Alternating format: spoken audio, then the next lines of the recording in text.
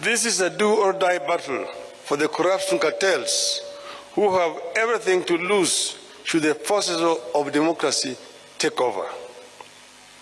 The corruption cartels are prepared to compromise electoral systems, bribe electoral officials, make security systems look other way, or even kill in order to find their way to power and their ill-gotten wealth and continue stealing from the public. We believe this is what happened in this election. For the sake of Kenya's future, the corruption network must not only be stopped, it must also be crushed.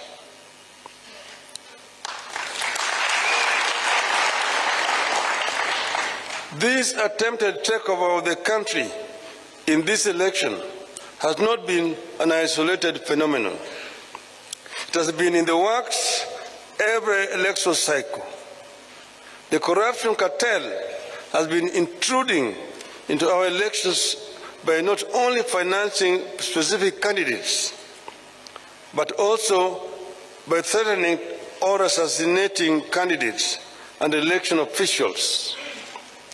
The corruption cartels have steadily been moving into manipulating electoral demands and suppressing the participation of voters who support rival political formations.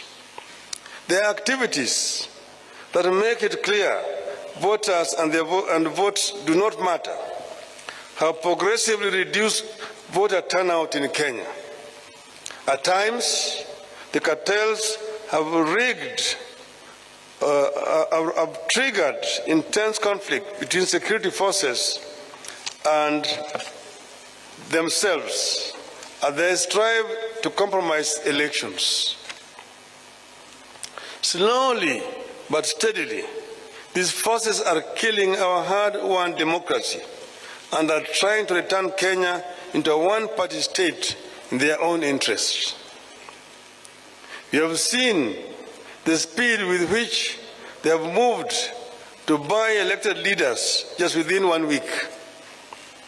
After being denied the numbers at lower levels elections, like members of the National Assembly, members of the county assemblies and governors, these corruption cartels are working and buying leaders who have been elected on other parties' tickets to kill our democracy and also make the work of containing corruption at lower levels equally less effective. All these efforts have important political costs for our country, and they should not be underestimated. The corruption cartels know there are multiple benefits for them if they take over. Their members dealing in illegal drugs will thrive through greater ease in the transportation and distribution of drugs throughout the country. They will access intelligence information for more corruption. They will gain protection from the police for their leaders and their illegal activities. They will institute weaker or no restrictions at all for the money laundering, and they will ensure nobody else but them thrive.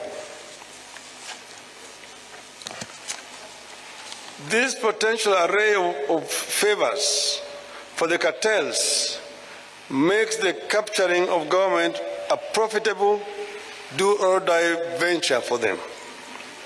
But it marks the beginning of the end of Kenya as we know it today.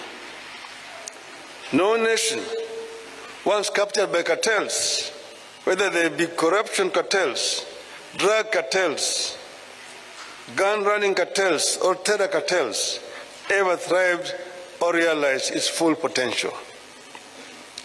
The 2022 presidential election represents the most daring move by that cartel to overturn the wishes of the electorate.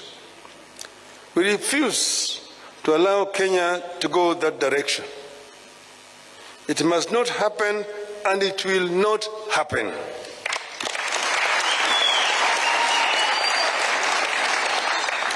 This is what the steps we have taken today and the ones we will take going forward are all about. To stop the corruption cartels from getting to the heart of our nation and government, the presidency, and to stop the corruption cartels from jeopardizing electoral health and democracy in our country. Otherwise, we'll have no country. Our supporters deserve the support of all our citizens and all the citizens and leaders of the world who believe in democracy, constitutionalism, and the rule of law. This is the time to walk the talk.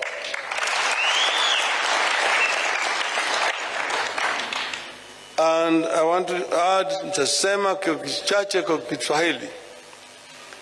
Leo tumefikisha kesi yetu mbele ya mahakama kuu taifa letu juu ya yale janga ambayo imefanyika katika uchaguzi ambaye tumefanya wiki mbili iliyopita. Tuna hakika ya kwamba tuko na ushahidi wa kutosha ya kuonyesha kwamba sisi ndio tulishinda uchaguzi huu. Imedhihirika wazi baada ya sisi kufanya uchunguzi na wale wengine ambaye walishiriki katika hiyo ulaghai kujitokeza kama Wakenya kusema maovu imefanyika hapa.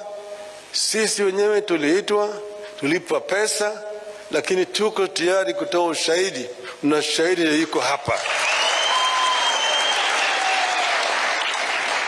Yale ambayo yamedhihirika siku hizi chache ambayo imepita ni kitu ambaye inaweza kuandikwa katika historia ya siku zijazo. Hatukuwa hata na uchaguzi ambayo mtu anaweza kufurahia. Wale walanguzi, wawezi walikuwa wamo ndani ya kule ukumbi kule Bomas of Kenya. Hapo walikuwa wanabadilisha matokeo kutoka eneo moja na eneo lingine hapo na wanaingiza huko. Ukiona yale maovu walifanya siku hizo unaweza kushangaa. Na vile vile wakuu wa tume ya uchaguzi ukaongoza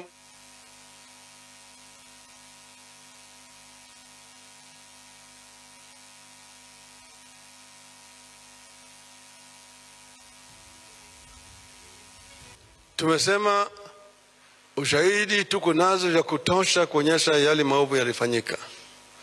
Na tumesema vile vile hata wakuu wafanyikazi wa tume ya uchaguzi wakaongozwa na yule mwenyekiti wao walifanya maovu mengi zaidi. Ukiona mwenyekiti mwenyewe akitofautiana na wanachama wake na kutangaza hata kama ma constituencies 31 kutoka yao yalikuwa hajawekwa pale, ni aibu kubwa kwa demokrasia ya Kenya. Lakini tunatoa shukrani kwa Wakenya kwa kusimama imara na vile vile kuonyesha utulivu wakati huu. Tunasema Wakenya wangoje wawe na subira. Maana yake tunasema subira huvuta heri. Tuna hakika ya kwamba mwishowe ukweli itajulikana. Na hiyo ukweli itapata sisi huru. Kwa hivyo sisi nasema asanteni sana Wakenya wote pale kila mahali mko.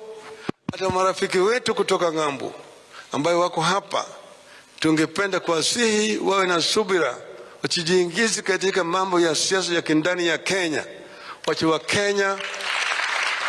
Wakenya wasuluhishe mambo yao kama Wakenya, na sisi tunaweza kusuluhisha mambo yetu. Asanteni sana.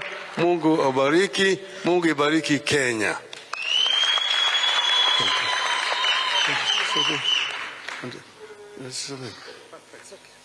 Asante sana.